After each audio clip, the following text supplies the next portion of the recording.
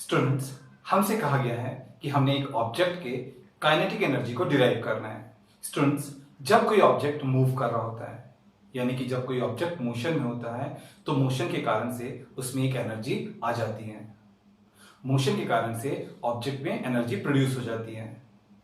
उस एनर्जी को हम उस ऑब्जेक्ट का काइनेटिक एनर्जी कहते हैं। अगर किसी ऑब्जेक्ट का मास है m और उसकी वेलोसिटी है v, तो उसका काइनेटिक एनर्जी होगा हाफ एम वी स्क्वायर। इस क्वेश्चन में हम यही डिराइव करके दिखाएंगे कि किसी ऑब्जेक्ट का काइनेटिक एनर्जी जिसका कि मास m हो और वेलोसिटी v हो, वो होगा हाफ एम वी स्क्वायर। तो चलिए डिराइवेशन स्टार्ट करते हैं। चलिए अब हम सबसे पहले थर्ड इक्वेशन ऑफ मोशन को यहां पर लिखते हैं by third equation of motion. Third equation of motion होता है v square minus u square is equals to 2as। यहां पर v ऑब्जेक्ट का फाइनल वेलोसिटी होता है, u इनिशियल वेलोसिटी होता है एंड a यूनिफॉर्म एक्सेलरेशन होता है।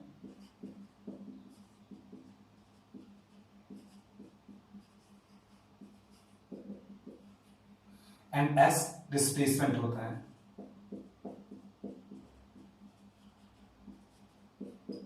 और हम ऑब्जेक्ट के मास को यहां पर m सपोज कर लेते हैं। m यहां पर होता है मास ऑफ ऑब्जेक्ट। हमारा थर्ड इक्वेशन ऑफ मोशन है v square minus u square is equals to 2as।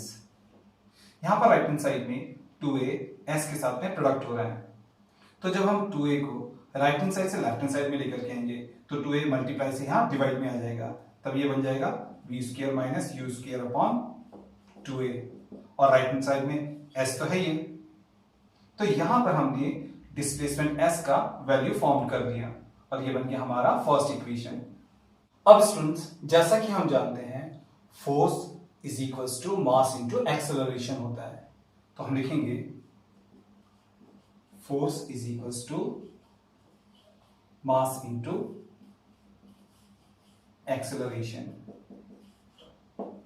Force को हम F से डिनोट करते हैं, फिर इज इक्वल्स टू लिख लिया, फिर है मास को हम M से डिनोट करते हैं, फिर है इनटू, फिर है एक्सेलरेशन को हम A से डिनोट करते हैं। तो F हमारा हो गया ma और ये बन गया हमारा सेकेंड इक्वेशन। चलिए अब हम आगे सॉल्व करते हैं क्वेश्चन को। स्टूडेंट्स, जैसा कि हम जानते हैं वर्क होता है फोर्स इनटू डिस्प्लेसमेंट।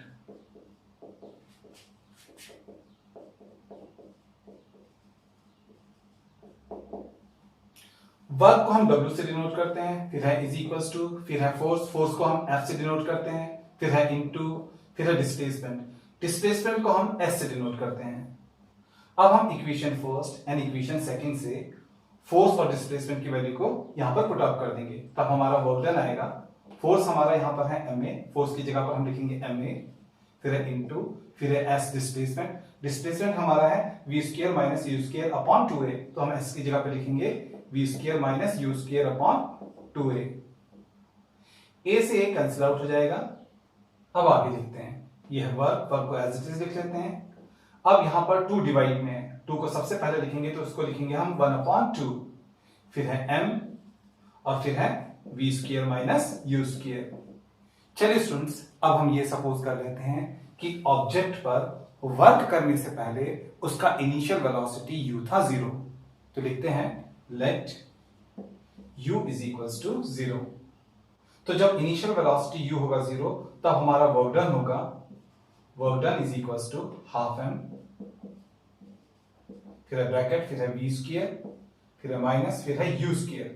u को हमने यहां पर सपोज कर लिया है 0, तो u की जगह लिखेंगे हम 0 और u पर स्क्वायर है तो यहां पर भी स्क्वायर लगा देंगे, ठीक है। 0 का स्क्वायर होता है 0, जब हम v स्क्वायर में से 0 को सबसे करेंगे तो आएगा v स्क्वायर, तो हमारा वर्क डन हो जाएगा half M V square, work done हो जाएगा हाफ एम वी स्क्वायर।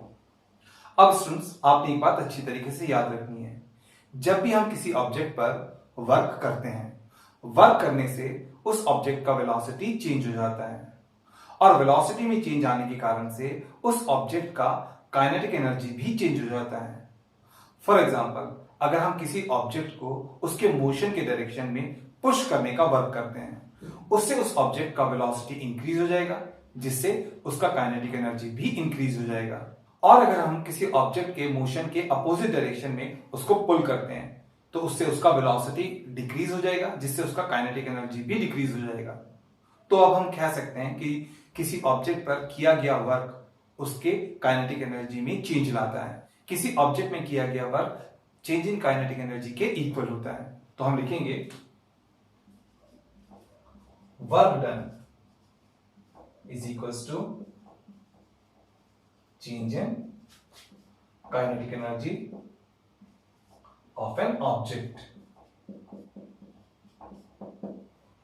और ये बात आपने अच्छी तरीके से याद रखनी है।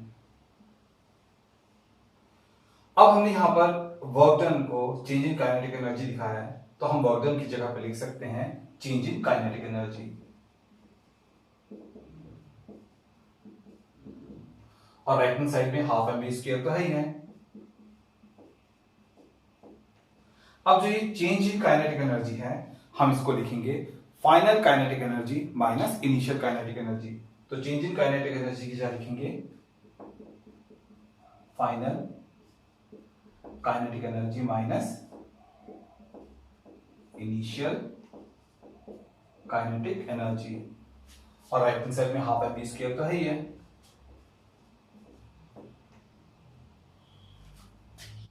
चलिए अब हम आगे सॉल्व करते हैं क्वेश्चन को। अब क्योंकि हमने इनिशियल वेलोसिटी u को 0 सपोज किया हुआ है, तो लिखते हैं सिंस चूंकि u इज इक्वल टू 0 है, इसलिए initial kinetic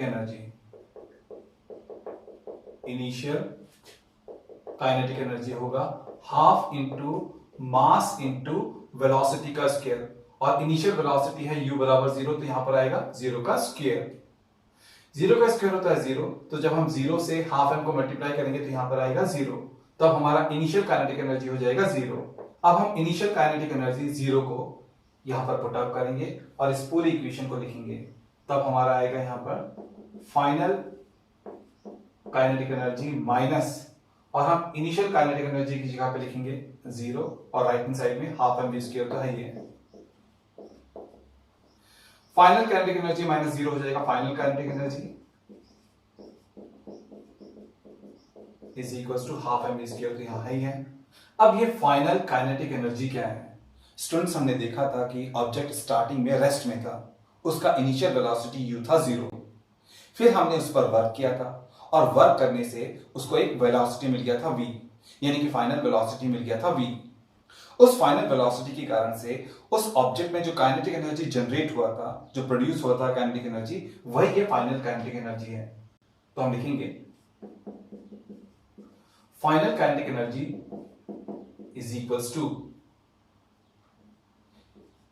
kinetic energy of the object of mass m with uniform velocity v। तो जो ये फाइनल काइनेटिक एनर्जी है वो kinetic energy of the object ही है, जिसका कि मास m है और यूनिफॉर्म वेलोसिटी है v। तो हम कहेंगे कि जो kinetic energy of the object होता है वो होता है हाफ m v स्क्वायर। तो ये हमने डिराइव कर लिया kinetic energy of the object.